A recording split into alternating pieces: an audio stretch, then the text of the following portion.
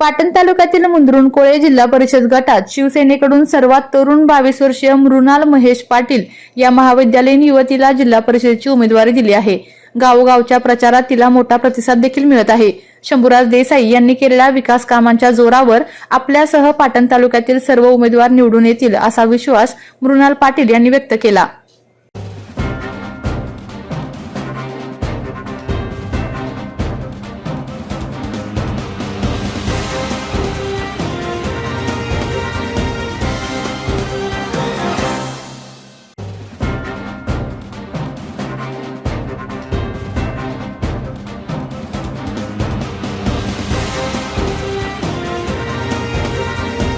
सातारा जिल्ह्याचे पालकमंत्री श्री शंभूराज देसाई साहेब यांनी केलेल्या विकास कामाची पोचपावती म्हणून पाटण तालुक्यातील सर्व उमेदवार प्रचंड बहुमतांनी निवडून येतील अशी मला आशा आहे।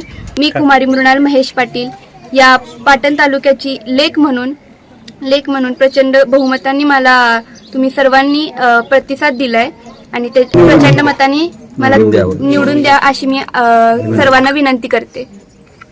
आपल्या तालुक्यातील जिल्ह्यातील बातम्या सर्वप्रथम पाहण्यासाठी आजच सातारा न्यूजला YouTube चॅनलवर सबस्क्राईब करा, लाईक करा, शेअर करा आणि बेल आयकॉन प्रेस करायला विसरू नका।